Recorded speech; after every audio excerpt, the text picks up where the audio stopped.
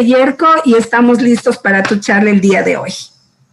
Hola, ¿qué tal? ¿Cómo están? Bueno, agradezco esa presentación tan bien elaborada, María Elena. Fue un gusto para mí también contactar con usted y con la gente de ILAM. Y les mando un saludo a la distancia a toda la gente del Ecuador. Tenemos mucha gente aquí de Ecuador, me imagino, de otros países también o de diferentes lugares del mismo Ecuador. Estamos en un contexto bastante complejo, sabemos que estamos en este tema de la pandemia, nos ha tocado trabajar mucho de forma online. Y bueno, yo quisiera felicitarlos e invitarlos a esta conferencia que voy a brindar a continuación, que es relacionada con el tema de la discapacidad, algo que me apasiona muchísimo, algo que me gusta mucho desarrollar actualmente y que a futuro me gustaría seguir perfeccionando, porque considero que en nuestros contextos falta todavía integrar mejoras para esta población, que a veces se ve en desventaja, ¿cierto? Entonces, bueno, la idea es que hoy nosotros comencemos esta jornada con una visión de la discapacidad y de la discapacidad intelectual, y que cuando terminemos esta jornada ustedes, sobre todo porque son los protagonistas en estas jornadas de capacitación en esta semana que ILAN ha propuesto, que ustedes salgan con aprendizaje, es decir, que salgan con algo nuevo, algo que por ahí les haga reflexionar un poco en torno a este concepto de discapacidad, considerando, ojo, sobre todo el tema actual en el que estamos, en la pandemia. Así que, ¿qué les parece si comenzamos? No sé, María Elena, ¿podemos arrancar ya con nuestra jornada? Con muchísimo gusto, Yerko, puedes empezar. No hay ningún inconveniente. Perfecto. Bien. Bueno, en primer lugar me gustaría comentarles de que yo hace aproximadamente 4 años que más o menos vengo trabajando en este tema de la discapacidad intelectual. Y creo que me comienza a dar sentido a mí cuando yo ingreso a la universidad, porque en la universidad donde yo estudié estaba esta mención. Pero en algún momento, cuando yo estudié en mi carrera profesional, cuando yo tuve que ir a escuelas especiales, por ejemplo, yo sentí cierto temor. Y yo creo que es algo que le pasa a muchas personas que no conocen desde un principio a personas con discapacidad o en situación de discapacidad intelectual.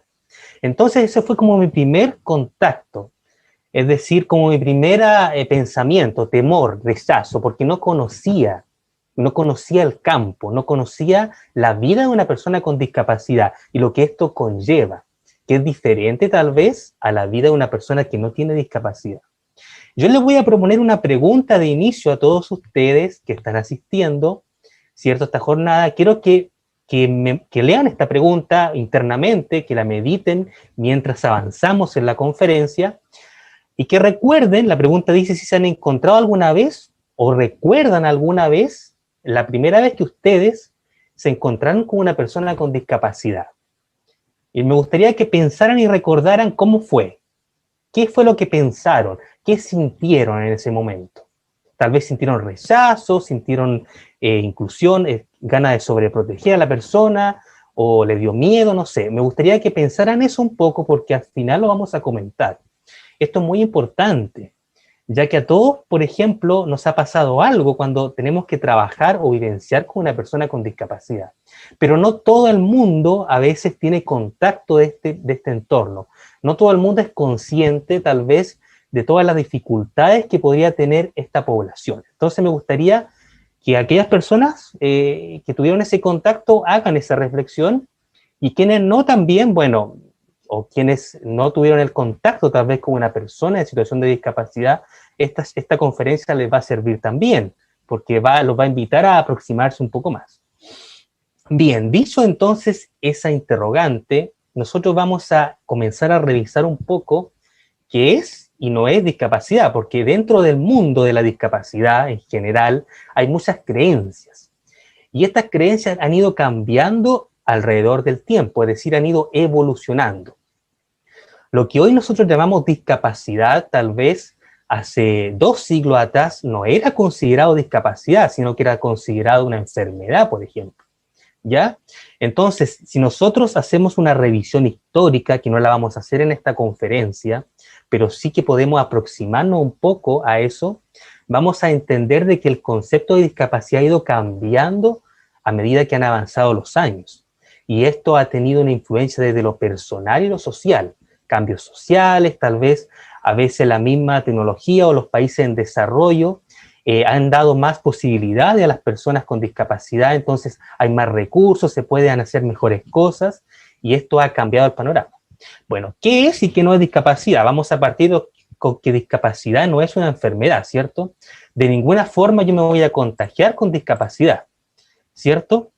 Entonces, discapacidad hoy en día no es una enfermedad, pero tal vez hace muchos años sí lo era considerada una enfermedad.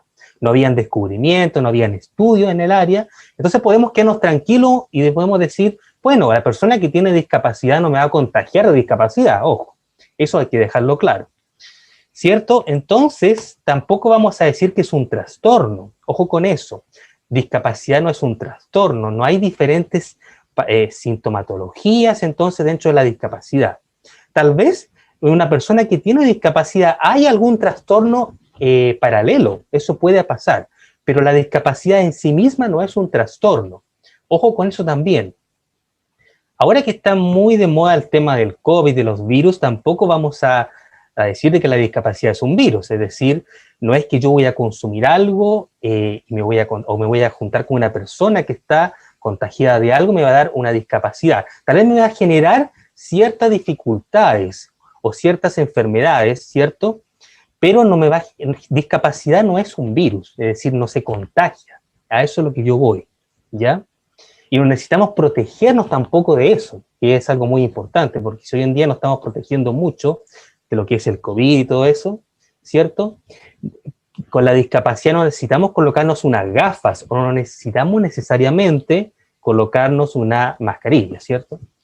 Por último, también decirles de que discapacidad no es ya una deficiencia, necesariamente, pero en algunos casos sí podría ser considerado deficiencia, ¿cierto? En algunos casos puntuales, ustedes se van a dar cuenta más adelante por qué yo digo eso. Pero sin embargo, en general, discapacidad no es una deficiencia, ya no es considerado una deficiencia. Sí podríamos definir entonces, podríamos aproximarnos un poco al concepto cuando vamos a entender la discapacidad desde otra mirada, una nueva mirada. La discapacidad, más que una enfermedad, un trastorno, un virus, tal vez una deficiencia, un retraso, la discapacidad es una condición o una situación. Y ustedes se preguntarán por qué el profesor está diciendo esto. ¿Qué tiene que ver una condición o situación con una persona con discapacidad, tal vez? Si yo sabía a lo mejor de que discapacidad tenía que ver con las personas con alguna enfermedad, con las personas que tienen dificultades motoras, que tienen multidéficit, etc. Lo que pasa es que con los estudios, los avances que han habido y los nuevos enfoques que se han desarrollado en torno al tema de la discapacidad, vamos a entender ahora la discapacidad como una condición y situación en la que la persona se encuentra en desventaja en relación a su entorno. Es decir, la discapacidad ya no es un tema necesariamente de lo orgánico o lo biológico, ¿ya? Ahora es un tema más bien centrado en el ambiente, en lo que el entorno ofrece a esa persona. Y si ese entorno, por ejemplo, en el que ustedes ven, vamos a dar un ejemplo, no tiene las rampas adecuadas de acceso, no tiene la accesibilidad necesaria, estamos diciendo que aquella persona va a tener una discapacidad, porque no va a poder acceder de igual manera que las demás personas a ese determinado servicio. Entonces va a ocasionar restricciones. La discapacidad, entonces, en general, es una situación que se genera en la persona en relación a lo que acontece en el entorno. Bien, vamos a repasar entonces brevemente una línea del tiempo. Vamos a indagar un poco sobre este tema de la discapacidad en general. A ojo que estamos aún entendiendo lo que es discapacidad.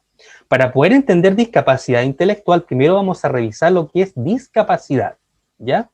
Vamos a mencionar algunas cosas importantes que fueron determinantes en la historia para llegar a entender el concepto que hoy en día tenemos. Porque yo les dije, nunca fue el mismo concepto, siempre fue evolucionando.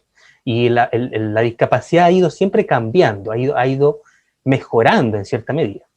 Bueno, la Carta de las Naciones Unidas nace más o menos por ahí, se desarrolla en el año 45, ¿cierto? 1945, con el propósito de ir juntando mucho más a los pueblos, a las naciones que estaban en guerra. Ojo con esto, con el tema de las guerras, porque cuando surgen las guerras en el mundo, las consecuencias de la guerra fue muy grande, las que dejó en el mundo, en el planeta entero.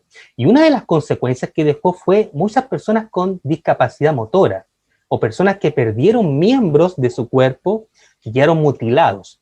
Entonces la Carta de Naciones Unidas se lanza ahí y menciona, en cierta medida, por primera vez, menciona un cambio en el concepto de discapacidad y comienza a incorporar a las personas con discapacidad con objeto de derecho, con objeto de mejorar su calidad de vida. O sea, no necesariamente, sino que más bien de asegurarles una vida plena después de haber pasado estos periodos de guerra.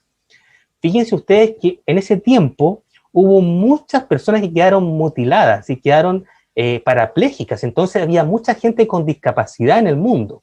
Por ende, entonces la discapacidad comienza a ser más visible y comienza a ser sensible para la población.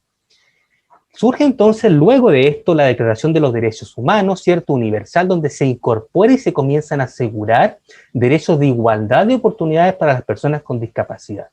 Y es la primera vez que yo pienso, y según los estudios que yo he hecho, es la primera vez que se comienza a hablar de los derechos de las personas, de todas las personas del mundo, incluyendo a las personas con discapacidad, que no tenían que ser segregados, que no tenían que ser discriminados o menoscabados. Bueno, posteriormente, en el año 70, aproximadamente la década de los 70, surge la Declaración de los Impedidos, que tiene relación con la discapacidad intelectual, porque más o menos en esa época se comienza a incorporar a esta población a los derechos fundamentales que se habían mencionado en los derechos universales o los derechos humanos. Posteriormente, entre la década de los 80 y los 90, más o menos, posteriormente más hacia el año 95, entre el 88 y el 95, surge la norma uniformes, que es como el primer instrumento que empieza a unificar a los estados del mundo en torno al tema de la discapacidad en general. Es un primer instrumento que se comienza a elaborar en conjunto en los estados para discutir y debatir los derechos y la situación en la que las personas con discapacidad se encontraban. Y esto fue un avance rotundo. Un avance rotundo, ¿por qué? Porque estas normas uniformes posibilitaron aproximarnos a lo que hoy tenemos como marco legal en el mundo para asegurar una calidad de vida a las personas con discapacidad. Y voy a mencionar aquí la Convención del año 2006, la Convención de Derechos de las Personas con Discapacidad. En esa convención hay un cambio, ojo con esto, hay un cambio en el paradigma de la discapacidad. Antes de eso se veía la discapacidad como algo que tenía que ver como algo orgánico de la persona.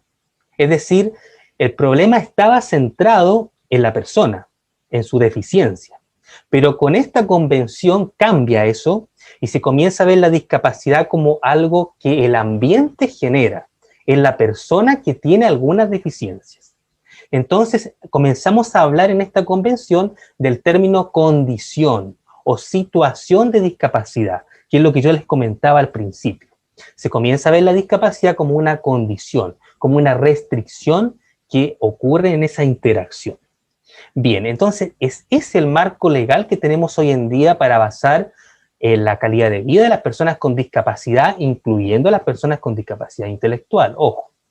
¿Y qué es lo que estamos haciendo ahora? Estamos tratando de aproximarnos a lo que es la Agenda de Desarrollo Sostenible en el año 2030, que pretende, dentro de sus objetivos sostenibles, incorporar y asegurar la no discriminación y la igualdad de oportunidades a todas las personas con discapacidad intelectual y con discapacidad. Sobre todo, excluirla del núcleo de la pobreza, asegurar su educación, asegurar su salud y su participación. Entonces, ahora estamos enfocándonos hacia ese objetivo, hacia el desarrollo sostenible 2030. Luego de haber revisado entonces esta breve línea del tiempo, me gustaría entonces definir qué es discapacidad, porque tenemos que entender entonces qué es discapacidad. Discapacidad, según la Clasificación Internacional del Funcionamiento de la Salud, ¿cierto? CIF, que en el año 2001 lanza un manual ¿cierto? Y ha ido actualizando algunas terminologías luego de esta convención, dice entonces que la discapacidad, lo primero, es un término genérico, ¿cierto? General, holístico. Es un término que abarca muchas otras discapacidades, ¿vale? Sí, que incluye dos tipos de deficiencias, ¿cierto? Deficiencias corporales, ¿cierto? Y también algunas deficiencias que se producen en el ambiente. Dentro de las deficiencias corporales vamos a incorporar al tema del desarrollo mental, intelectual también, y aparte del físico, ya para que eso quede claro. ¿Qué pasa con la discapacidad según esta definición entonces? Que hay limitaciones o restricciones, ¿cierto?, en la actividad, en la participación de las personas que interactúan con el entorno, ¿cierto? Entonces se produce esta limitación en la participación, ¿cierto? Esto se puede deber a dos tipos de factores, ojo con esto, pueden ser factores personales o factores ambientales. Por ejemplo, una persona puede tener alguna enfermedad profesional, por ejemplo, y eso le puede generar alguna discapacidad, ¿cierto? Ahora, ese factor puede ser tanto personal como ambiental, habría que indagar en esa persona. Pero también puede producirse algunos problemas en la persona en el desarrollo, como es en el caso de las personas con discapacidad. Entonces, ahí sería un factor personal de esa persona que tendría una deficiencia en algunas funciones de su cuerpo y eso le ocasionaría discapacidad. Como también puede ser algo contextual o ambiental, cuando una persona, por ejemplo, entra en contacto con algún mineral o algún tipo de mineral y queda con una enfermedad y luego no puede entonces realizar sus funciones. También eso puede generar discapacidad.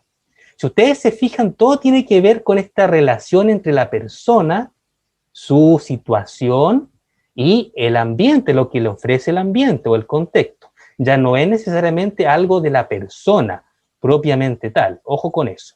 Bueno, tenemos esa definición, que es una definición desde el punto de vista de la salud, ¿cierto? Claramente, porque es de la clasificación del funcionamiento de la salud. Pero también tenemos otras definiciones que vamos a revisar un poco más adelante. Lo que sí les quería dejar en claro acá en este esquema, ¿cierto?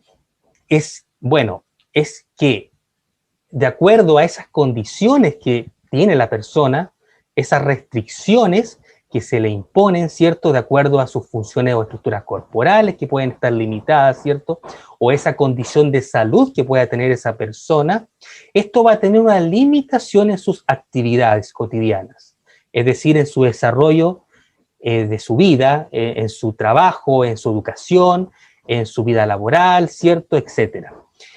Y esto va a depender de factores tanto ambientales como personales, ¿cierto? Como yo había dicho. Entonces eso va a quedar sumamente claro. Aquí tenemos que ir relacionando entonces los conceptos, ¿cierto? No necesariamente va a tener una condición desde el punto de vista de la salud, sino que aquí hay factores que van a ocasionar riesgo de discapacidad. Bien, entonces, comprendiendo lo que es discapacidad, que ustedes vieron en la presentación previa a la anterior, que era un término genérico, ¿cierto?, que abarca muchas otras áreas o discapacidades, vamos a entender que dentro de la discapacidad, del concepto de discapacidad, hay muchas discapacidades. Podemos encontrar discapacidades motoras, podemos encontrar discapacidades auditivas, discapacidades visuales, ¿cierto?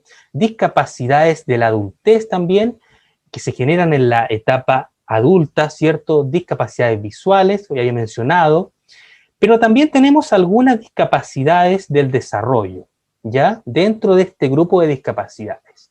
Discapacidad del desarrollo no es un concepto que ha tenido mucha experiencia o un concepto antiguo, sino que es un concepto nuevo, que se ha lanzado hace muy poco tiempo. Discapacidad del desarrollo implica diferentes tipos de discapacidades. Dentro de las discapacidades del desarrollo, nosotros tenemos algunas que vamos a mencionar de modo general. Y dentro de esas discapacidades del desarrollo, ¿por qué se llama del desarrollo? Porque acontecen durante el periodo de maduración de una persona. Es decir, desde que está en el feto hasta que cumple una edad de maduración adecuada según la cultura en la cual se encuentre. Por ejemplo, en Sudamérica, la edad del desarrollo generalmente es a los 18 años. Cuando nosotros cumplimos 18 años, somos considerados ya fuera del periodo de desarrollo y estamos avanzando hacia la adultez, ¿cierto? Dejamos de desarrollar. A diferencia de, por ejemplo, en Estados Unidos, que la edad del desarrollo en algunos estados se ha ampliado a los 22 años ya. Y me imagino que acá en Sudamérica también va a ser así de aquí a poco. Pero bueno, discapacidad del desarrollo es eso, se originan en el periodo del desarrollo. Y aquí tenemos el trastorno del espectro del autismo, ¿cierto? Que se relaciona más con el tema de la comunicación, una limitación excesiva en el tema de comunicativo, y también patrones de comportamiento, ¿cierto? Un trastorno neurobiológico que genera entonces estas limitaciones comunicativas y de comportamiento conductual. Tenemos la parálisis cerebral, ¿cierto? También dentro de la discapacidad del desarrollo. Y tenemos aquí, ojo, la discapacidad intelectual, que es lo que nosotros estamos analizando hoy en día. Dentro de la discapacidad intelectual, o sea, dentro de la discapacidad del desarrollo está la discapacidad intelectual. Entonces vamos a concluir aquí brevemente de que la discapacidad intelectual es una discapacidad que se desarrolla en el periodo de desarrollo, de maduración, ¿cierto? No se desarrolla fuera de ese periodo.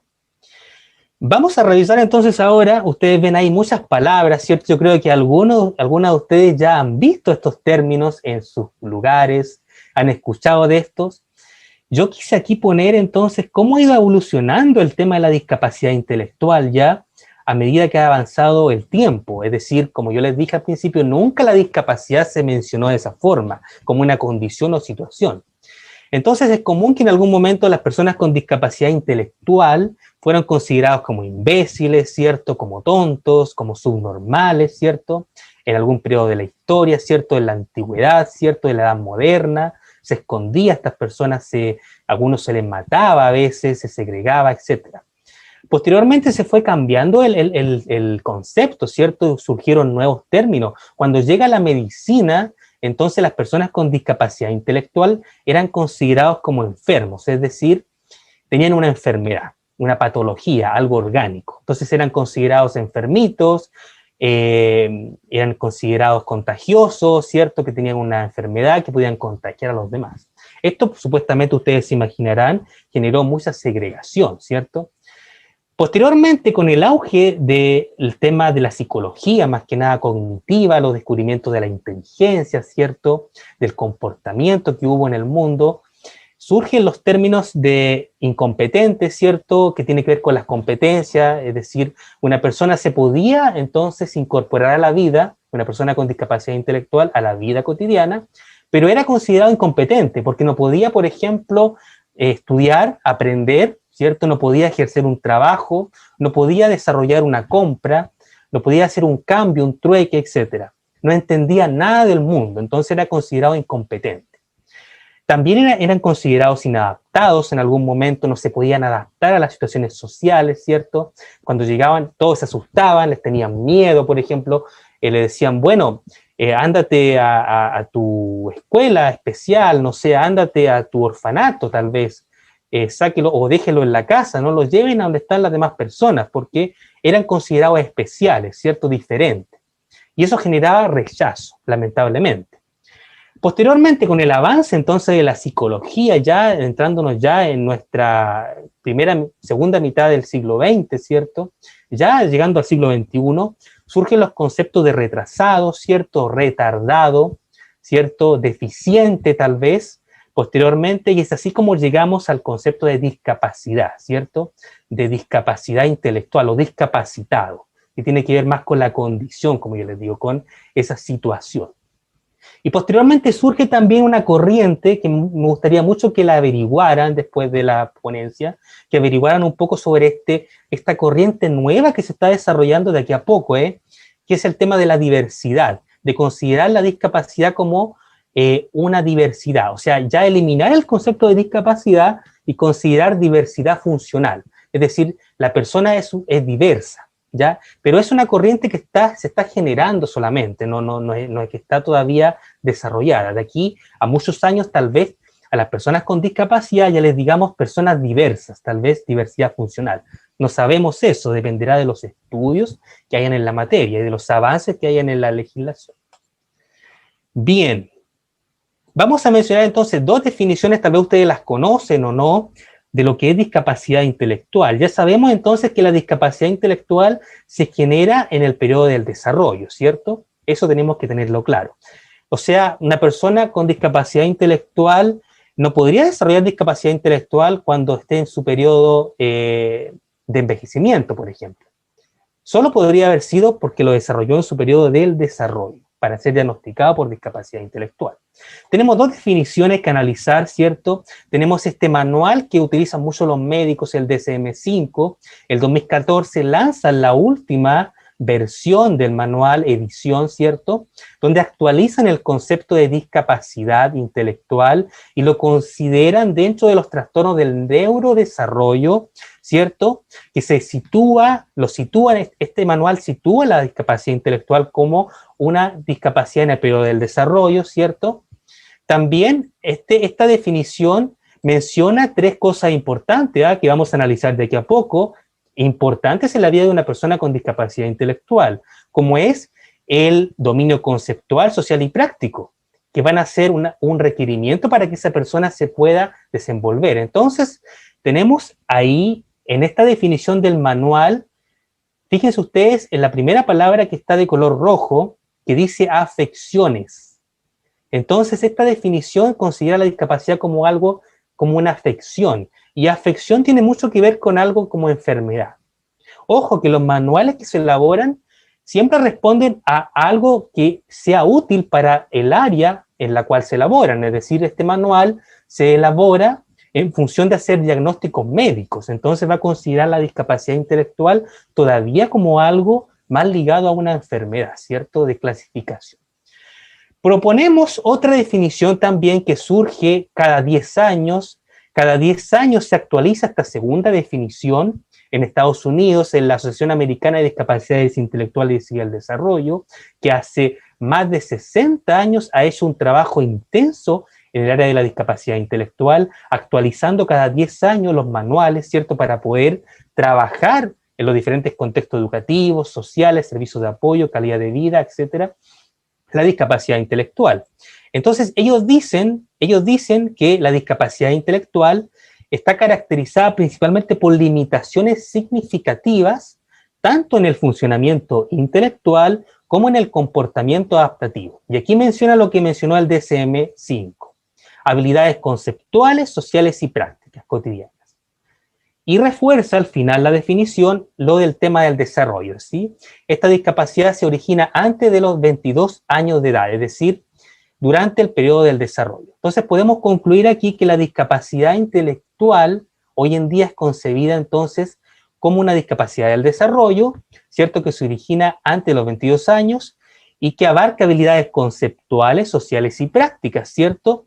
Y que también tiene que ver mucho con el funcionamiento intelectual, es decir, con la inteligencia más que nada. Aquí tenemos la definición, ¿cierto?, nuevamente, de la Asociación Americana de Discapacidades Intelectuales y el Desarrollo, que se actualizó este año, ojo, se actualizó este año, después de 10 años, yo les traigo aquí la definición actualizada de discapacidad intelectual en enero de 2021, se está trabajando este año en España en una traducción del manual al castellano, ¿cierto?, y el próximo año ya tendremos en Sudamérica aproximadamente la definición nueva de discapacidad intelectual que trae un nuevo paradigma de la discapacidad y de ahí en adelante cada país, cada estado irá actualizando sus políticas públicas en torno a esta definición. Me imagino que en cuanto a los servicios de apoyo, a la estrategia educativa, social, de salud, etcétera, basado en esta nueva definición, ¿cierto? Muy importante. La última definición fue el año 2011, para que ustedes más o menos se hagan una idea. Y la diferencia que hay es que en ese tiempo la definición cambia la edad del desarrollo. En ese tiempo era considerado hasta los 18 años. Ahora se amplía a los 22 años. Entonces, bueno, cuando nos encontramos con personas con discapacidad intelectual, nosotros vamos a observar que estas personas tienen un funcionamiento intelectual medido por inteligencia, ¿cierto? Por temas de coeficiente intelectual muy bajo que les genera un aprendizaje más lento. Entonces vamos a ver a estudiantes, a personas que les cuesta aprender, que les cuesta entender normas, que les cuesta entender conceptos educativos, ¿cierto? Sociales.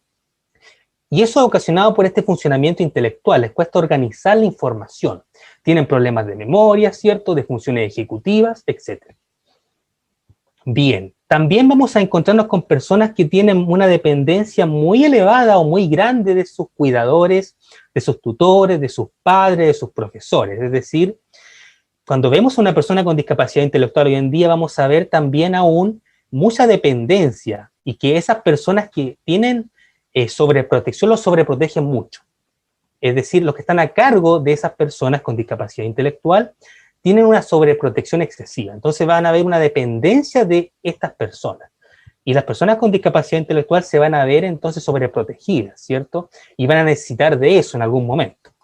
Y también nos vamos a encontrar acá, bueno, con algo también importante, que van a tener siempre, generalmente, vamos a encontrarnos con estudiantes, con niños, con personas que tienen dificultades adicionales, es decir, sensoriales, por ejemplo, les va a costar escuchar, van a tener dificultades en su audición, en su visión, ¿cierto? Para hablar, ¿cierto? Para decodificar, ¿cierto? Vamos a tener dificultades motrices para controlar los movimientos, para identificar las direcciones, ¿cierto?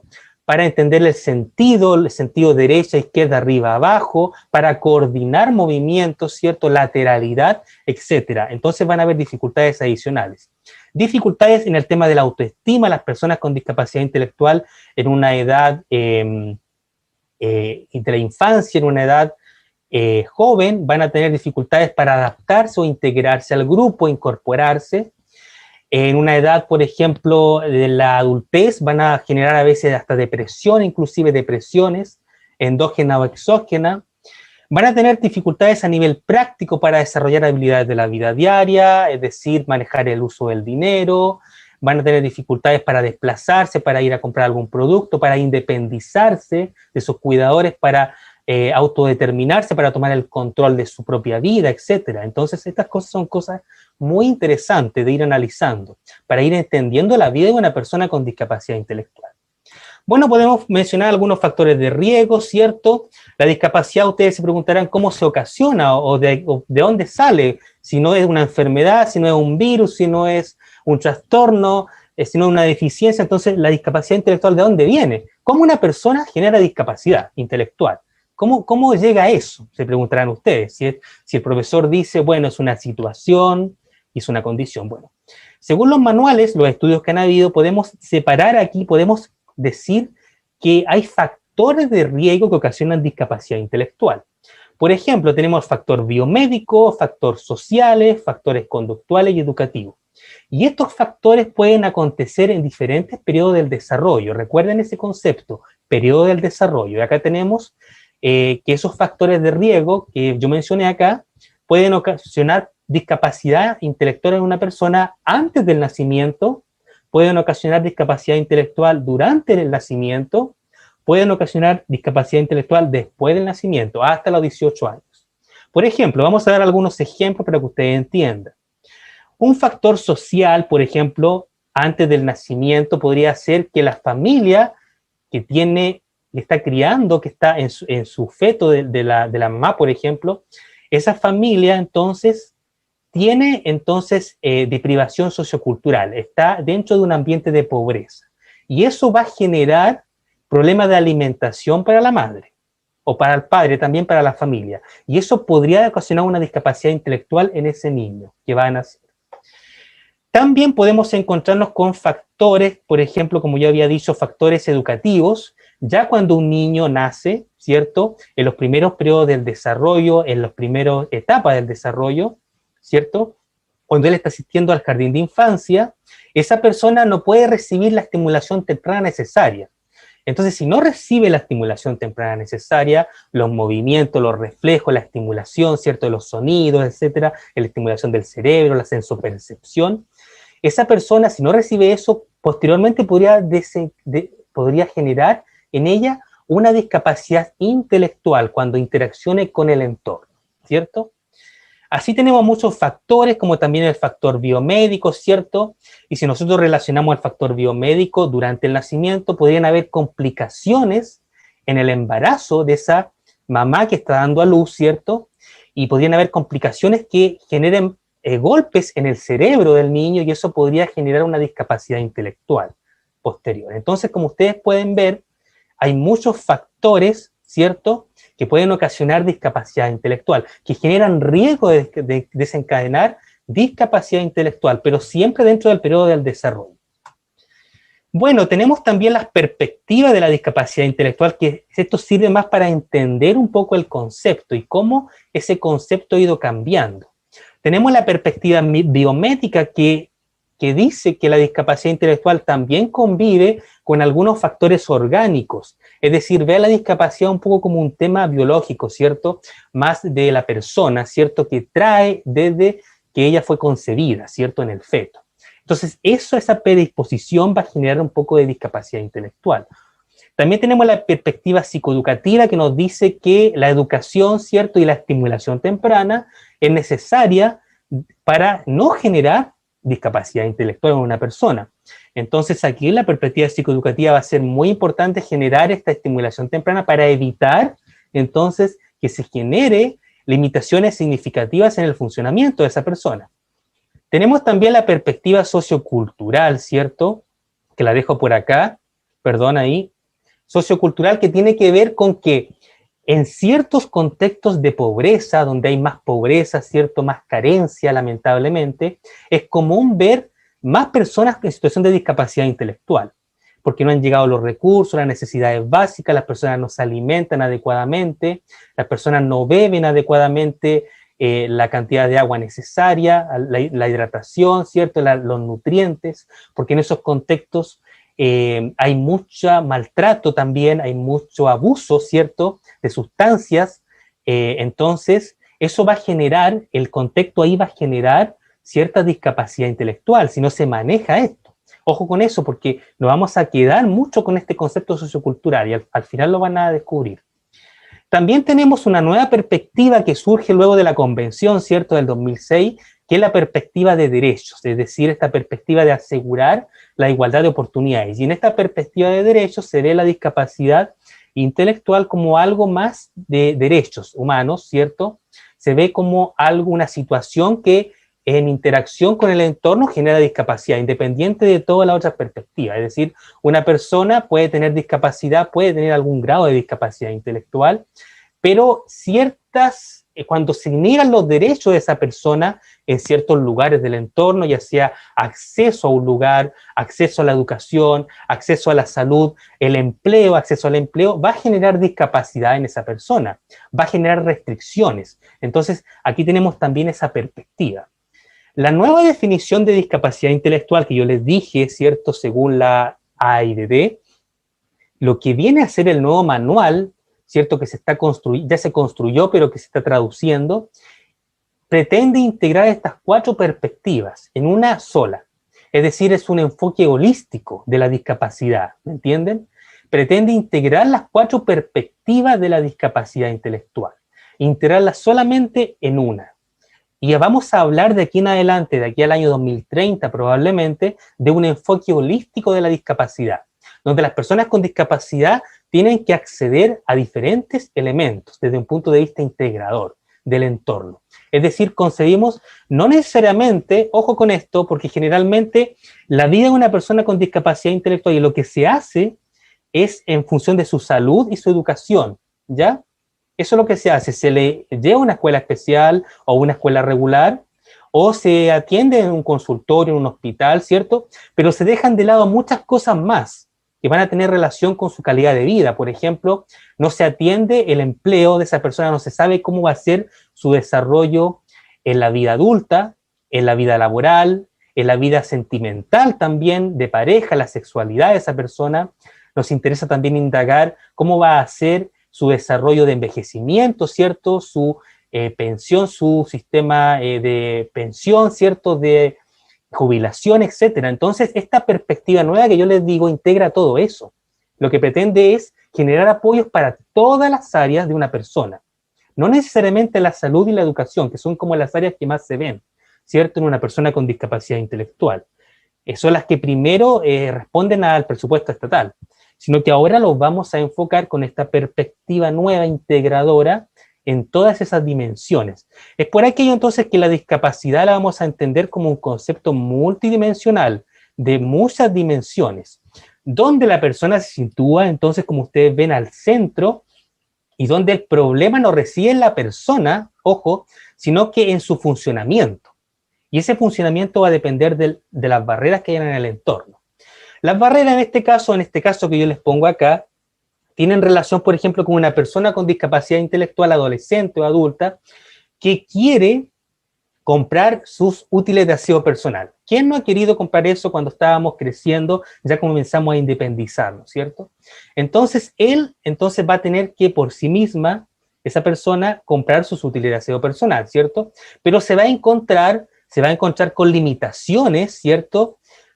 La primera limitación que se va a encontrar es que el entorno en el que ella se desenvuelve, quizás tenga creencias limitantes que diga que la persona no va a poder comprar por sí misma porque no conoce el dinero, no sabe manejar el sistema monetario del país, no sabe desplazarse, no sabe escoger los productos. Frente a esto van a aparecer barreras, ¿cierto? ¿Cuáles son las barreras que van a aparecer o que podrían aparecer? Bueno, un sistema financiero que es muy rígido, ¿cierto? Para entenderlo para esa persona que tiene discapacidad intelectual. Un sistema de pago, ¿cierto? Que no va a ser posible que esa persona con discapacidad pueda entender. Por ejemplo, si se paga con tarjeta, la persona con discapacidad no va a saber, no va a recordar su clave para poder pagar. Un ejemplo. La distribución de los productos que hay en el supermercado, por ejemplo, no va a permitir que esa persona pueda entender para poder buscar ese producto, ¿cierto?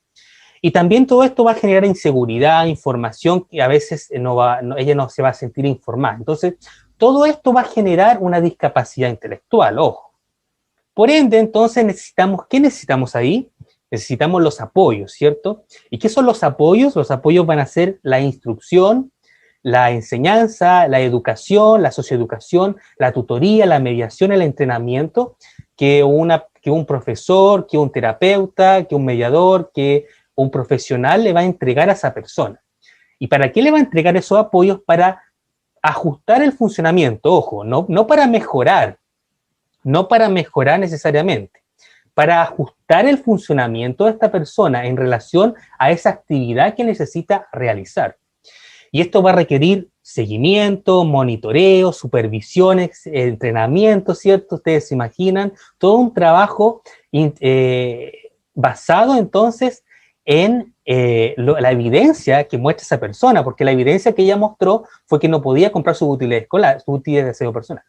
Con esto entonces nosotros dejamos de lado lo institucionalizado, que es el paradigma antiguo, ¿cierto? Institucionalizado es cuando era rehabilitador, cuando había que rehabilitar a la persona con discapacidad intelectual.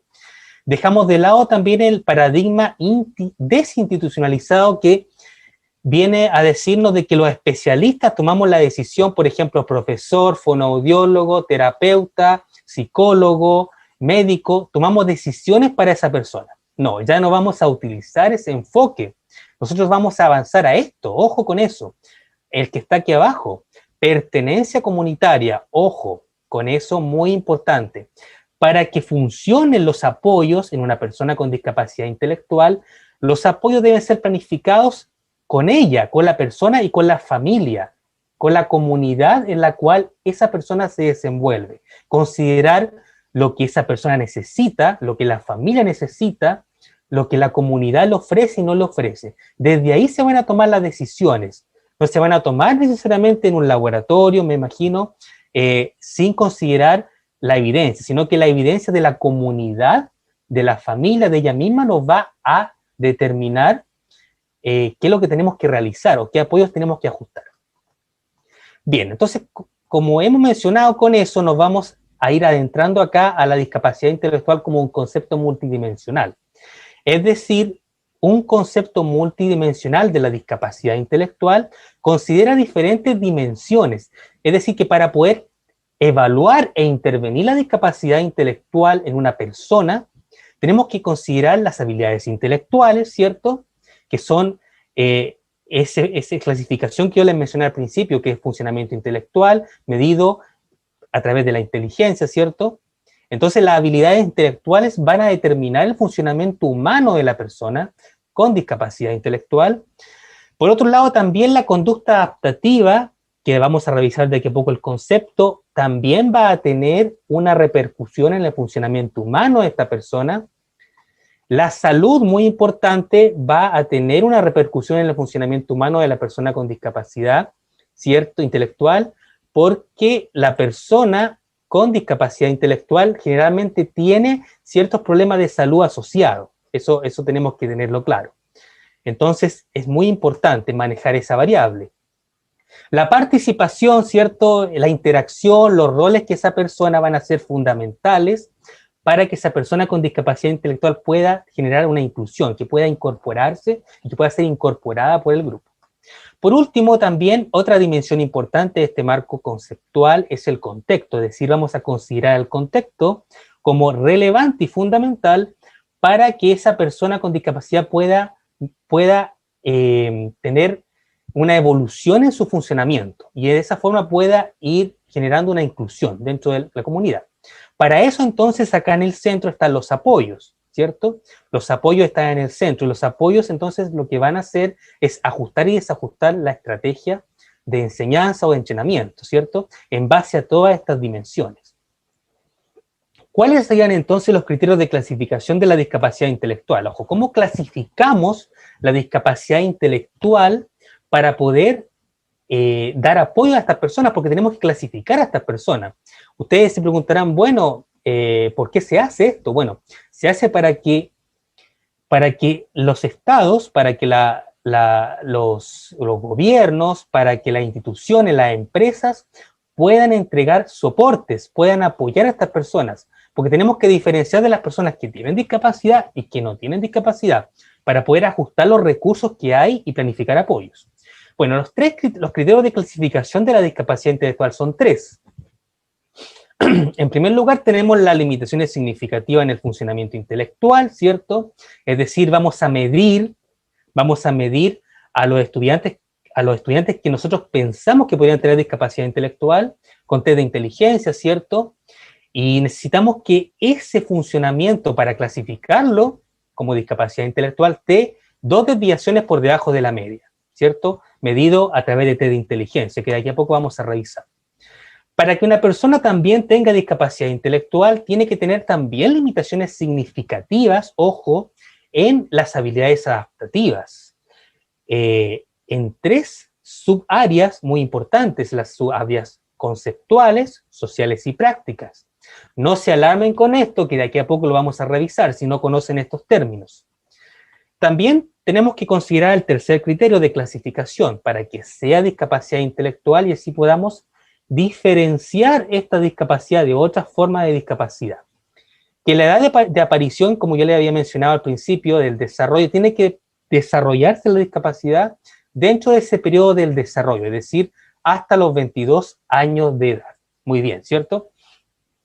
Dicho entonces los 3 criterios, entonces vamos a ir revisando brevemente cada uno de los criterios. Recuerden, funcionamiento intelectual, ¿cierto? 2 desviaciones por debajo de la media. Limitaciones en la conducta adaptativa, en habilidades conceptuales, sociales y prácticas. Y aparición antes de los 22 años de edad. Permiso. Bien, entonces evaluamos. ¿Para qué clasificamos? Para poder entregar los apoyos. En cuanto al funcionamiento intelectual y la evaluación, nosotros vamos a evaluar para poder diagnosticar la discapacidad. Ojo, tenemos que diagnosticar, tenemos que clasificar en qué rango se encuentra esa persona para poder ajustar los apoyos, y esa persona se podría encontrar en un rango leve, moderado, severo o profundo, en cuatro rangos diferentes, según una escala de coeficiente intelectual.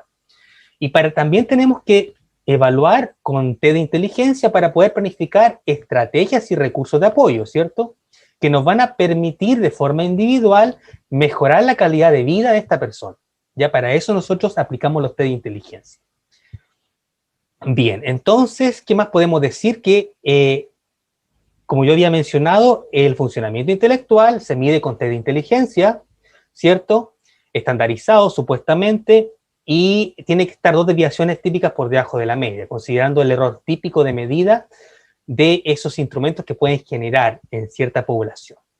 ¿Cierto? Entonces, ¿cómo lo hacemos esto? ¿Cómo se hace? Bueno, en Chile se puede hacer de una forma, en Ecuador tal vez lo hacen con otros tests, en Brasil, en Estados Unidos, va variando de acuerdo a factores culturales, a veces las pruebas no son adaptadas en los países. Bueno, yo no conozco mucho el contexto de Ecuador, No conozco cómo lo hacen en Ecuador, ¿ya? Pero el manual que yo les mencioné y los estudios que les mencioné recomiendan la utilización de la escala de Wechsler, ¿cierto? O el WIS 5, que la última edición fue baremada en el año 2014. Estas son escalas que se aplican a los niños, ¿cierto? Después de los 5 años generalmente, ya se aplican para diagnosticar la discapacidad intelectual. Estas son puntuaciones que van a dar estas escalas, puntuaciones para poder diagnosticar, según este criterio. Estos test se administran individualmente, generalmente lo administra un psicólogo, un profesional de la medicina, tal vez, lo administra, ¿cierto? Lo aplica y da entonces como resultado un rango. Es decir, el resultado del test nos va a decir si ese estudiante se encuentra en un rango leve, moderado, severo, profundo, ¿ya? Y en otros casos se utilizan otros test como el Stanford Binet, ¿cierto? Que se utiliza en Estados Unidos en algunos lugares. Algunos casos especiales, algunos países que no han adaptado pruebas o algunas situaciones étnicas, lingüísticas van a utilizar otros tests. El test de Stoney, de Hamilton Pearson, ¿cierto? De Solon, está la escala de Bailey, el test Raven también se utiliza mucho en algunos lugares, etcétera. Test de inteligencia, es decir, evaluamos el funcionamiento intelectual. Son pruebas que se evalúan muchos dominios intelectuales en esas pruebas. Ya se aplican de forma individual y arrojan una puntuación en relación al promedio. Bueno, ese es el primer criterio, pero también tenemos el segundo criterio, que es un criterio mucho más relevante, que nos importa mucho más a veces en el área de la discapacidad intelectual, que es la conducta adaptativa. ¿Y por qué se preguntarán ustedes que nos importa más? Porque la conducta adaptativa es un concepto que surge en el año 59, Heber lo publica por ahí en un manual y después se incorpora en el manual de la AIDD, porque se empieza a descubrir, ojo con esto, que las personas que tenían discapacidad intelectual tenían dificultades en la adaptación del ambiente, ¿ya? O sea, había una relación entre la persona con discapacidad intelectual y su ambiente. Y si, por ejemplo, se daban los apoyos o se hacía una estimulación de esas áreas de adaptación, la vida de la persona con discapacidad iba a mejorar. Entonces, la conducta adaptativa surge más o menos en esa época y tiene relación con aptitudes y habilidades que permiten que una persona, que cualquier persona, pueda desarrollar su independencia, funcionar mejor, si eso en su vida diaria, en el hogar, en la comunidad, en el barrio, en la ciudad, etc. Es decir, tiene que ver con lo que la persona hace, ¿ya? No con lo que la persona sabe. El test de inteligencia, el funcionamiento intelectual, tiene que ver con lo que la persona sabe, ¿ya? Pero la conducta adaptativa tiene que ver con lo que la persona hace. Esa es la diferencia, con lo que la persona hace para poder funcionar mejor. Entonces, la conducta adaptativa son diferentes formas en las que una misma persona satisface sus propias necesidades personales. Y me imagino que esa persona con discapacidad intelectual tiene necesidades personales. Necesidades, por ejemplo, de aprender a comprar un producto, de aprender a desplazarse en un lugar, de no perderse, de no ser engañado. Necesidad también de poder aprender a colocarse su ropa, necesidad de aprender a contar números, aprender a hablar, aprender a escribir, aprender a leer.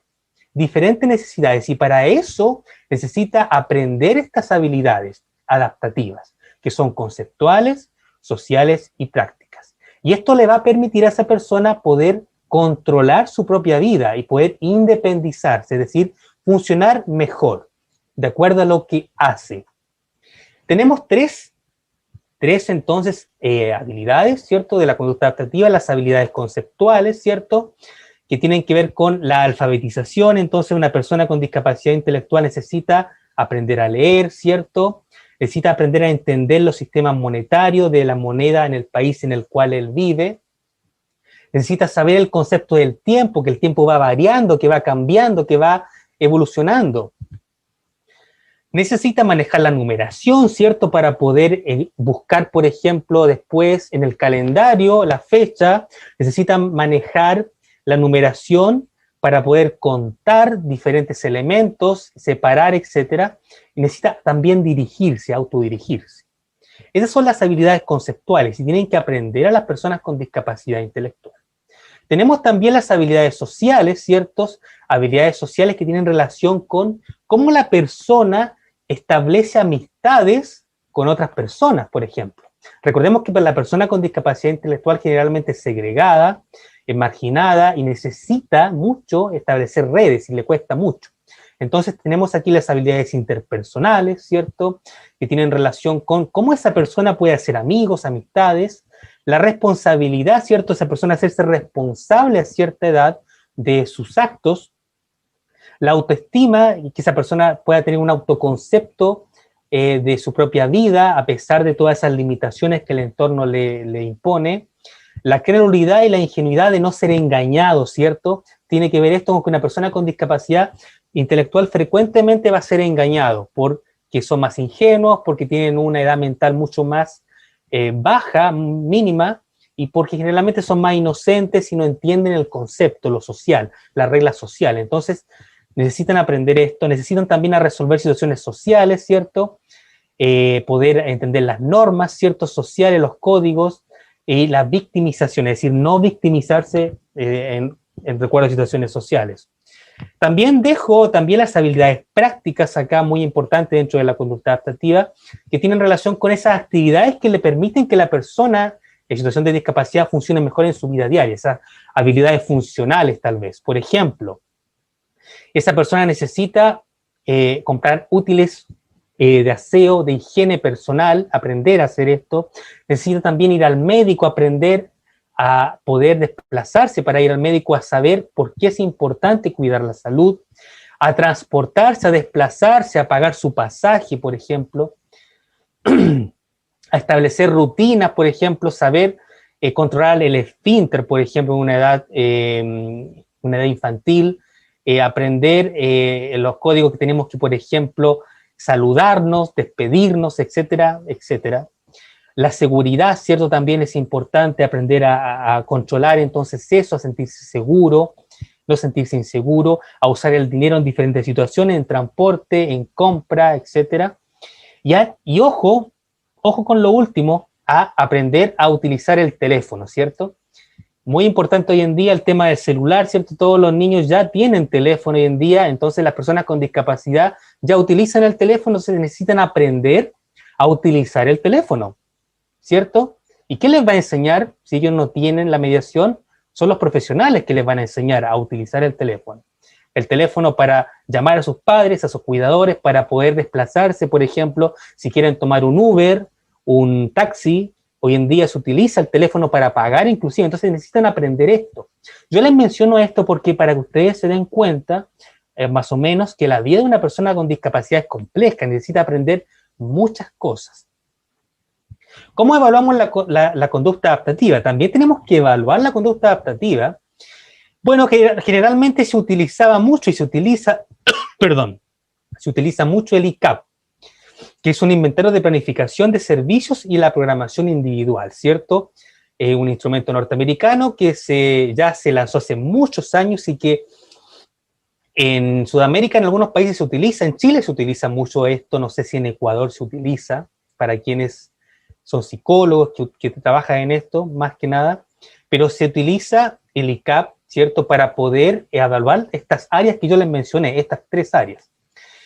Esto fue adaptado por Delfín Montero Centeno en español, en España fue adaptado al español y ya se utiliza en Chile, se utilizó. Sin embargo, este test no era tan fiable y no era tan completo como los que surgieron después, porque también surgió el instrumento ABAS-2, ¿cierto? Que es un sistema un poco más completo que el otro, que surge en Estados Unidos. Todos estos test se hacen de estudio en Norteamérica. Acá se propone entonces la nueva escala, esta que está acá, que yo menciono al principio, que es la DAPS, ¿cierto? Una escala diagnóstica del comportamiento adaptativo. Se lanza el año 2016 a 2018, se lanza esta escala, y es traducida al español por el señor Miguel Ángel Verdugo, del Instituto INICO en España, de la Universidad de Salamanca, profesor mío en el máster de discapacidad. Él entonces hace esta adaptación, ¿cierto?, del instrumento, y ya está disponible para poder hacer las evaluaciones, ¿cierto?, de la conducta adaptativa. Y este instrumento, bueno, el autor de este instrumento es Marta C. en Estados Unidos y otros investigadores también de la AIDD, que se relacionan con la AIDD.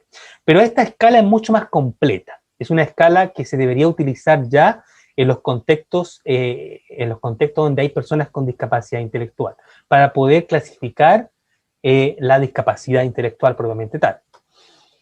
Bien, entonces tenemos ya los criterios de clasificación. Ustedes más o menos ya entienden que la vida de una persona con discapacidad intelectual tiene que ser evaluada, ¿cierto? Hay que evaluar, hay que medir para poder dar los apoyos, ¿cierto?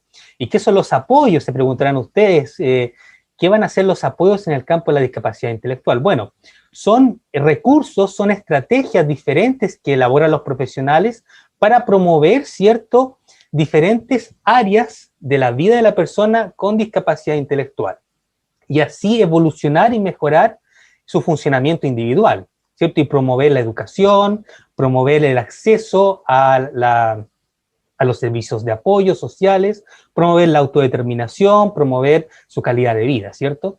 Y nosotros vamos a encontrar apoyos genéricos y específicos, es decir, podemos encontrarnos con que algunas personas con discapacidad intelectual necesitan apoyos a nivel genérico, necesitan un computador, por ejemplo, para acceder a más información, necesitan recursos monetarios para poder alimentarse, tal vez necesitan asistencia en salud, o apoyos específicos, por ejemplo, podría necesitar la presencia de un profesor, una profesora de educación especial para mediar su aprendizaje escolar, podría necesitar un tutor, ¿cierto?, un entrenador para que le ayude a superar alguna limitación que tiene para poder relacionarse con los demás, un terapeuta, un fonoaudiólogo, una fonoaudióloga podría ayudarle en la terapia del habla, ¿cierto?, etcétera. Tenemos apoyo. Entonces, la estrategia de enseñanza va a ser a base de los apoyos, ¿cierto? Estos apoyos no necesariamente van a ser apoyos humanos, sino que también van a ser apoyos materiales, físicos, ¿cierto? Tecnología asistiva, software educativo, ¿cierto? Teléfonos inteligentes también pueden ser apoyos, métodos de enseñanza, etc. Entonces, la pregunta es la siguiente. Bien, aquí se queda. ¿Cómo se planifican los apoyos y cómo se programan los apoyos? Bueno, también tenemos que evaluar, es decir, no es llegar y decir, bueno, voy a enseñarle a este niño a hablar o le voy a enseñar a trabajar la numeración. No, tenemos que también programar y planificar los apoyos antes de la estrategia de enseñanza, pero para eso tenemos que hacer una evaluación. ¿Y cómo nosotros evaluamos los apoyos? Con diferentes instrumentos también, al igual como lo hicimos con la conducta adaptativa y el funcionamiento intelectual. Tenemos la escala, la Sifton Support Scale, que es la escala de las necesidades de apoyo, ¿cierto? Que nace en Estados Unidos en el año 2004, ¿cierto? Que evalúa diferentes dimensiones en la vida de una persona con discapacidad intelectual. Ojo, estas escalas lo que pretenden es evaluar diferentes áreas, ¿ya? No lo vamos a enfocar necesariamente en la educación. Cuando aplicamos estas escalas, nosotros evaluamos la vida de la persona con discapacidad intelectual, de acuerdo a, por ejemplo, a sus necesidades en la vida personal, a sus necesidades en la salud, en la educación, las necesidades sociales, de autoestima, por ejemplo, las necesidades que tenga a nivel intelectual, aprendizaje, a nivel práctico, etc. Entonces, esta escala da un panorama general. ¿Y dónde esa persona con discapacidad intelectual necesita más apoyo? Y así el profesional puede ajustar y derivar, así por ejemplo las organizaciones, los estados, las escuelas, los centros de salud, los centros médicos, pueden entonces ajustar un plan de trabajo que permita que esta persona mejore, ¿cierto? Que mejore su calidad de vida, perdón, que no que mejore su discapacidad, sino que mejore su calidad de vida. Tenemos la CIS-C, que es la evaluación de necesidades de apoyo para niños y adolescentes con discapacidad intelectual y del desarrollo. También está traducida por el equipo del INICO, ¿ya? De Miguel Ángel Verdugo, el profesor. También él ahí presentan estas escalas, ¿cierto? Y muchas escalas más para poder hacer esta evaluación, y ya están traducidas al español. Bien, estamos llegando entonces al final de nuestra conferencia. Me gustaría dejar acá también la incorporación del modelo de calidad de vida. Ojo, nosotros hemos hablado mucho de la conducta adaptativa, del funcionamiento intelectual, del modelo de funcionamiento humano, de los apoyos, ¿cierto? Pero tenemos que también hablar de este nuevo enfoque. No nuevo enfoque, porque este enfoque nace el año 2002-2004, pero sí es un enfoque que va a generar un cambio en la vida de una persona con discapacidad intelectual. La calidad de vida, entonces, es un término multidimensional, ¿cierto?, que nos dice de que en la vida de una persona con discapacidad hay diferentes dimensiones que son necesarias de abordar, evaluar e intervenir para mejorar la calidad de vida de esa persona, es decir, para que haya un bienestar tanto familiar como personal de esa persona, de esa comunidad. La calidad de vida es un modelo, entonces, que nos dice de que al mejorar los apoyos, a incorporar los apoyos en estas dimensiones que vamos a revisar a continuación, habrá un bienestar familiar e individual en la persona con discapacidad intelectual. Entonces tiene mucha relación con lo comunitario, es decir, con lo que la persona hace en su entorno. La calidad de vida nos dice que la persona con discapacidad intelectual tiene que satisfacer sus necesidades personales, es decir, hay necesidades que esa persona tiene y necesitan ser satisfechas. Y lo que buscamos con la calidad de vida son resultados, es decir, resultados personales. Por ejemplo, que esa persona pueda ser incluida en su club de amigos, en su escuela. Por ejemplo, necesitamos resultados personales, que esa persona pueda tener amistades. Por ejemplo, que esa persona que sea considerada en las decisiones que se toman dentro de un grupo, que esa persona con discapacidad intelectual tenga una buena salud y una buena alimentación, que esa persona con discapacidad intelectual pueda tener un dominio educativo adecuado para poder progresar, que pueda tener un empleo, ¿cierto?, que pueda tener un trabajo, ¿cierto?, remunerado. Necesitamos también que esa persona pueda tener entonces mejores condiciones para poder relacionarse con los demás, mejores condiciones para poder entender el mundo en general, y etcétera, ¿cierto? Entonces buscamos resultados en esta área.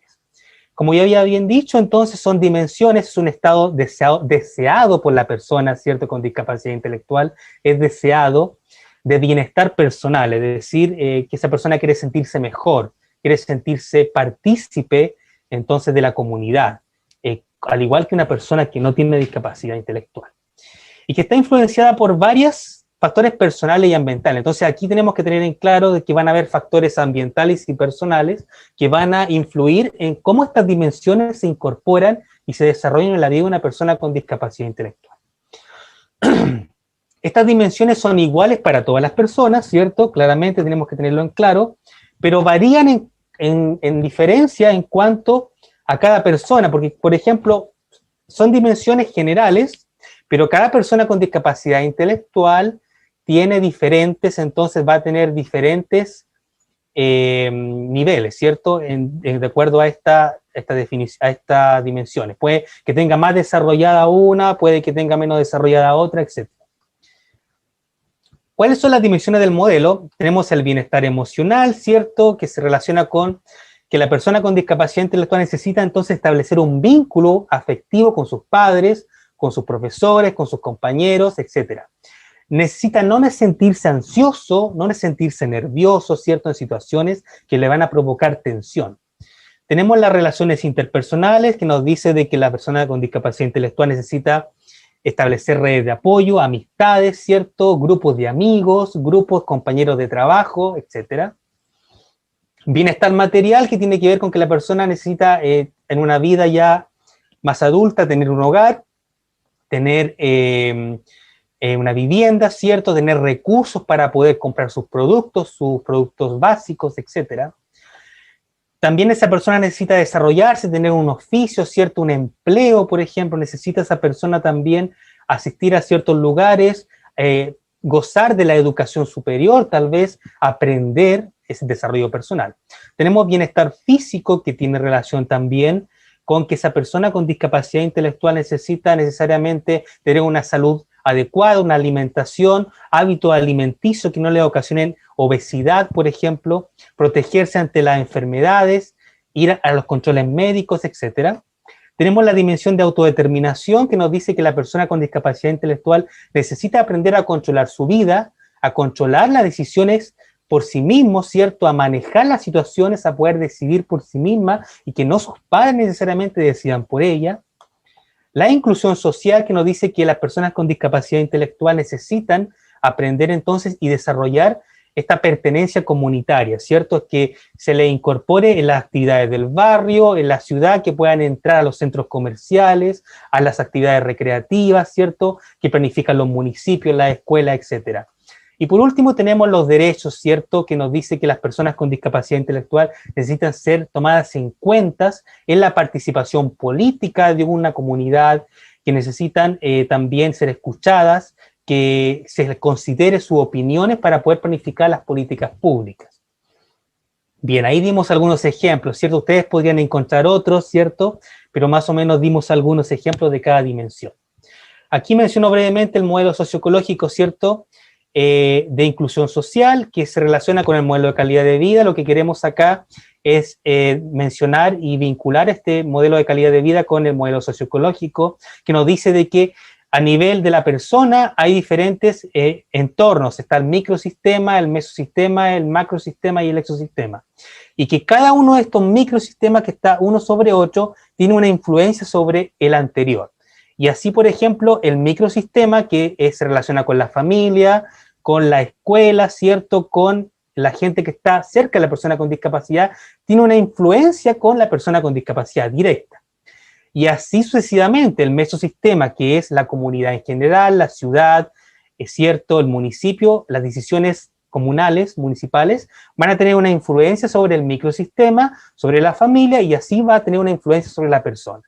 Y así también como el exosistema y el macrosistema, que son las decisiones gubernamentales, las políticas públicas de los países, la cultura, las organizaciones ya empresariales a nivel mundial. Todas esas decisiones que se tomen a nivel organizacional mundial van a tener una repercusión en el mesosistema y en el microsistema y a su vez en la persona, ¿cierto? Con discapacidad intelectual. Bueno, quería mencionar solamente acá brevemente el tema de la pandemia. Para la vida de una persona con discapacidad intelectual generalmente también ha afectado, al igual que a todos. Las personas con discapacidad intelectual generalmente son personas que tienen comorbilidades, ¿cierto? Enfermedades asociadas, la obesidad, enfermedades a nivel del sistema respiratorio, por ejemplo. Entonces, el COVID-19, la pandemia, es un factor de riesgo para las personas con discapacidad intelectual, un factor de riesgo para su vida de salud y también la educación. Por ejemplo, muchas personas en situación de discapacidad intelectual han tenido que dejar de lado sus terapias del habla, de comunicación, de alfabetización. Entonces, esto va a generar muchas dificultades. Ojo con eso, va a generar deficiencias en los sistemas de apoyos. Muchas personas con discapacidad intelectual no han sido evaluadas este año. Los profesionales no han podido hacer la evaluación y la clasificación. Entonces hay muchas personas con discapacidad intelectual que no han sido diagnosticadas, y eso va a generar de que no se entreguen los apoyos, que los países puedan programar para después los apoyos. Y recuerden que en la vida con una persona con discapacidad intelectual el tiempo es oro, es decir, cuanto antes nosotros desarrollemos la intervención es mejor, ¿cierto?, para promover la calidad de vida. ¿Cuáles serían entonces como conclusiones ya los principales desafíos en el área? Bueno, lo primero sería integrar mucho más este modelo de calidad de vida que yo mencioné al final, ¿cierto? Que lo dejé como el plato fuerte, ¿cierto?, de la conferencia. Es decir, para que ustedes se queden con eso, como el plato fuerte, los fondos, ¿cierto?, ahí, que es como integrar este modelo con estas 8 dimensiones en la vida de una persona con discapacidad intelectual. Y para eso tendremos entonces que aplicar los test, las evaluaciones, ¿cierto?, que existen. Podemos discutirlo en alguna otra conferencia, ¿cierto?, este modelo. Hay escalas entonces que se pueden aplicar, la escala INICO, ¿cierto?, la escala FEPS-NICO de calidad de vida, donde se aplican estas dimensiones, ¿cierto? Entonces falta eso, falta vincularlo más falta vincularlo al sistema de apoyos, es decir, a los apoyos, a esos recursos que el profesional va a entregar. Para eso es necesario evaluar, ¿cierto? Por otra parte, también falta comprender la discapacidad, y creo que esto se va a ir desarrollando de aquí a poco, en esta década, ¿cierto? Desde un enfoque más holístico, integrador, ¿cierto? Que incorpore las 4 perspectivas que yo mencioné, ¿cierto? Integrando y que no se vea la discapacidad necesariamente como algo de la educación o de la salud, ¿cierto? Sino que veamos la discapacidad intelectual de aquí en adelante ya como algo que tiene que ver con muchas dimensiones de la vida de una persona, a nivel educativo, a nivel social, a nivel laboral también, a nivel financiero también, ¿cierto? Entonces, a nivel de derechos más que nada. Es decir, ver la discapacidad como algo holístico, que tiene diferentes variables. En la parte educativa sería bueno también un desafío desprendernos aún del tema del etiquetaje, ¿cierto? De lo habilitador, de lo rehabilitador, de la segregación, ¿cierto? De, por ejemplo, ya segregar a las personas con discapacidad intelectual e ir avanzando mucho más al desarrollo de la inclusión, ¿cierto? Inclusión educativa, generar más apoyos a nivel de las escuelas comunes, preparar mejor a sus profesionales de las escuelas regulares en el área de la discapacidad intelectual, como yo estoy haciendo con ustedes, ¿cierto? Preparar mucho más a los contextos educativos, comunales, municipales, ¿cierto? En el área de la discapacidad intelectual, saber enseñarles a cómo evaluar, a cómo intervenir, material de apoyo, etcétera. Y eso va a generar entonces mayor autonomía e inclusión de la persona en situación de discapacidad intelectual. Por último, ampliar la inclusión social, ¿cierto?, de esta población. No necesariamente la discapacidad intelectual debe abordarse desde lo educativo o de la salud, sino que también hay que ampliar el tema del empleo con apoyo, es decir, la transición a la vida adulta. Hay que tratar de también brindar la empresa, las organizaciones, hacer un punto de reflexión y tratar de contratar más a las personas con discapacidad intelectual, asignarles más oficio, algún trabajo, los clubes deportivos, las asociaciones deportivas, incorporar a estas personas también, porque hay personas que pueden desarrollar algún deporte, alguna habilidad, ¿cierto? El tránsito a la vida adulta, preocuparse más también por la adultez, ¿cierto? Y lo que genera el tema de la depresión, ¿cierto? En la edad adulta, la parte afectiva y la sexualidad también. La parte afectiva me refiero mucho al tema de la búsqueda de la pareja de la persona con discapacidad intelectual, su relación entonces en esa área, y también el envejecimiento, también porque la población mundial ha ido avanzando mucho en mejora de la calidad de vida, en la esperanza de vida.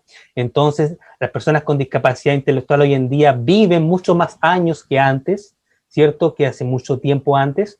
Entonces necesitamos también generar apoyos en esa área, preparar mejor a los profesionales, a las organizaciones, ¿cierto?, para trabajar con los adultos con discapacidad intelectual y que ya están en una etapa de envejecimiento.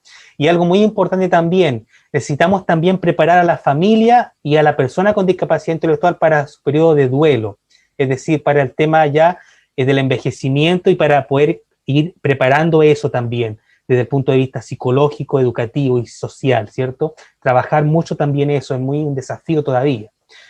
Bien, todo esto va a generar entonces, va a generar mayor inclusión en la persona con discapacidad intelectual, mayor calidad de vida, mejores oportunidades, mayor autodeterminación, control sobre la vida, mayor bienestar personal, bienestar individual, y en general va a haber una mejor productividad en el área y un desarrollo mucho más amplio de esta área tan importante. Bien, como resumen entonces, vamos aquí a decir de que la discapacidad intelectual entonces está dentro de la discapacidad del desarrollo, ¿cierto? La discapacidad intelectual es un área que aún en muchos países no se estudia y no se aborda de la forma adecuada. La discapacidad intelectual tiene 3 criterios de clasificación que ustedes lo vieron: limitaciones significativas en el funcionamiento intelectual, la conducta adaptativa y la de desarrollo, que podemos evaluar para planificar apoyos, que los apoyos son muy importantes para mejorar la calidad de vida de la persona con discapacidad intelectual. La discapacidad intelectual no reside necesariamente en la persona, sino que es un problema del funcionamiento entre el entorno y la persona, ¿cierto? Y bueno, y la calidad de vida, el modelo de calidad de vida es muy importante para mejorar y ajustar la vida de la persona con discapacidad intelectual para mejorar su calidad de vida, ¿cierto? Su bienestar personal, individual y familiar, para que pueda funcionar mejor en diferentes áreas de la vida comunitaria, ¿cierto? La vida social, la vida educacional, la vida laboral, etc. Eso sería entonces, estimadas y estimados, querida gente entonces de Ecuador, aquí están algunos sitios de interés que pueden visitar. Aquí pueden visitar la página de la IDD, está también la clasificación del funcionamiento de la discapacidad y la salud. Vamos a dejar esto entonces acá para que les llegue a ustedes ahí, ese les interés. Y bueno, me gustaría escuchar sus apreciaciones también, ya he hablado bastante, así que me gustaría saber me gustaría también saber, de acuerdo a la primera pregunta, es decir, la pregunta que formulamos al principio. Me gustaría saber si es el mismo aprendizaje que lo que ustedes entendían de la discapacidad con lo que ahora van a salir después de la conferencia. A ver cómo ha cambiado un poco su percepción. Y si tienen algún comentario o pregunta adicional, adelante. Entonces, vamos nomás con las preguntas. Bueno, Yerko, primero agradecerte. Muy clara la conferencia, muy interesante también. Realmente es muy importante, ¿no? Reconocer toda la parte de la terminología y todo lo que tiene que ver con discapacidad intelectual. Y estos modelos que nosotros pues no lo hemos venido viendo, pero qué importante es conocer sobre ellos. Tengo varias preguntas que me han hecho, te voy a indicar, pues y ahí vamos a ir conversando. No sé si es posible, Yerko, que dejemos de compartir la pantalla, por favor.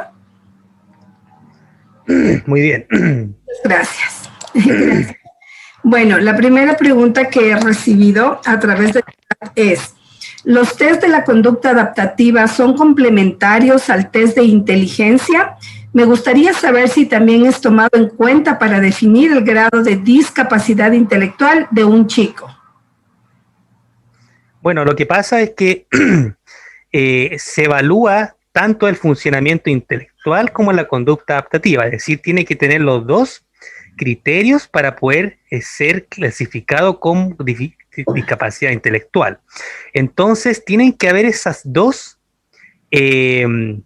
variables, tienen que estar evaluadas, tienen que estar descendidas bajo la media. Entonces, generalmente una no va a influir en otra, ¿ya? Porque son cosas diferentes, ¿ya? Pero sí tienen que estar las dos evaluadas. Por ejemplo, pues se puede dar que una persona con discapacidad intelectual, con dificultades a nivel práctico, ¿cierto? En el manejo de algo, en una situación, de acuerdo al test que se aplique, eso él no lo desarrolle en la prueba, ¿cierto? En la evaluación.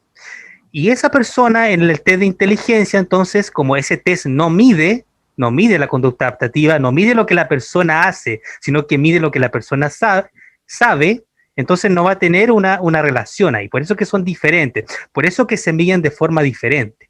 Pero sí, por ejemplo, naturalmente, una persona que tenga dificultades en lo que sabe, es decir, en el funcionamiento intelectual, para poder ordenar, me imagino que los test de inteligencia se van a hacer diferentes actividades o ítems donde hay que ordenar cuadrado, por ejemplo, círculo, esto es lo que se hace.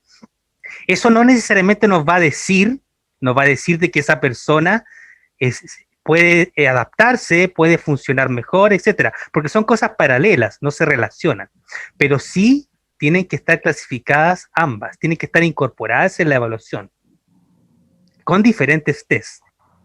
Gracias, Yerko. La siguiente pregunta es, antes de ir a las preguntas, por favor, no se olvide que les vamos a pasar el link para que usted pueda poner su asistencia, para que si usted necesita su certificado de los talleres del día sábado, usted pueda tener todas sus asistencias, ¿no? Bueno, la siguiente pregunta, ¿para qué tiempo se sugiere evaluar a las personas con discapacidad intelectual? ¿En qué tiempo? ¿Y cada qué tiempo se sugiere hacer esta evaluación a las personas con discapacidad intelectual? Bien, Bueno, eso va a depender mucho de la planificación y la organización y la disponibilidad de adaptación de las pruebas que tenga cada país, porque no es lo mismo, por ejemplo, evaluar en Chile que evaluar en Brasil, por ejemplo, o en Costa Rica o en México, ¿cierto? Va a depender mucho de la adaptación de las pruebas, de los profesionales que hayan, ¿cierto? Generalmente se evalúa a una persona con discapacidad intelectual cada 2 años, ¿ya? Esa es la evaluación que se le hace, ¿cierto? Que se diagnostica, ¿cierto? Ahora, yo les puedo decir de la experiencia que yo he visto en mi país y en otros países. Generalmente la evaluación se va realizando cada año en algunos lugares. Se va realizando esta discapacidad. Porque tenemos que recordar algo muy importante, que la discapacidad intelectual no desaparece, ¿ya? No desaparece. La discapacidad intelectual lo que puede evidenciar son mejoras a nivel de calidad de vida de la persona, a nivel de la conducta adaptativa, a nivel del funcionamiento intelectual, pero siempre va a haber una discapacidad intelectual. O sea, la persona va a variar su funcionamiento, porque recuerden que es un funcionamiento. Entonces, esto ha generado una controversia porque me imagino, y yo he estudiado el tema, y hace muchos años atrás, obviamente la discapacidad intelectual se evalúa cada 4 años, cada 6 años, pero con los nuevos avances y la nueva disponibilidad de los test ciertos que hay adaptados al español, por ejemplo, en Sudamérica, ya la evaluación se ha ido haciendo cada menos tiempo para ir ajustando los servicios de apoyo. Y también las pruebas que se han incorporado han sido más variables, es decir, han habido nuevas pruebas, nuevos test que lo que han hecho han sido ir relacionándose mucho más con la parte comunitaria de la persona, con la vida propia de la persona, no tanto el funcionamiento intelectual o la conducta adaptativa. ¿Bien? Ok, muchísimas gracias, Yerko. Sí, por favor, les comento que ya está el link de la asistencia, usted lo puede ir verificando, por favor, para que pueda ir llenando su link. Bueno, con respecto a lo que Yerko nos había hecho la pregunta, les vamos a pedir que intervengan, por favor, algunas personas y nos cuenten, ¿no? ¿Podrías repetir, por favor, Yerko, la pregunta que les habías hecho a nuestros participantes? Vamos a ir preguntándoles, ¿no? Un poquito. Bueno, principalmente que se recordaran en el contexto de Ecuador, porque me imagino que ustedes, la mayoría son de Ecuador. Entonces se acuerden en algún momento en su infancia, en su adolescencia, cuando vieron por primera vez, alguna vez, a una persona con discapacidad intelectual, vamos a decir, ¿cierto? ¿Qué les generó? ¿Cuál fue la sensación, lo que sintieron, ¿cierto? Esa es como una pregunta que me gustaría que ustedes reflexionaran, porque tal vez acá hay mamás, hay papás también de personas con discapacidad intelectual que para esto no es tema, ¿cierto? Ellos vieron en el nacimiento esto. Pero hay personas que no tienen esa, o sea, no viven eso, no lo vivencian tan de cerca, y hay personas también que nunca han visto personas con discapacidad intelectual. Entonces la pregunta era esa, ¿qué sintieron, qué les generó de acuerdo a su contexto sociocultural? Y también preguntarles, después de la conferencia que hemos tenido, de la jornada extensa que hemos desarrollado, cuáles son sus comentarios, preguntas o cómo ustedes se van, cuál es lo que ustedes se llevan ya de aquí, de esta jornada. Ok, le vamos a pedir a Sandrita Caicedo que nos ayude. Le voy a su audio. Sandrita, muy buenas tardes, bienvenida. Ya está activado su audio. Que nos comente si alguna vez vivió esta experiencia y cómo fue la primera vez que usted vivió la experiencia de tener o de conocer a una persona con discapacidad intelectual. Sí, bueno, la primera vez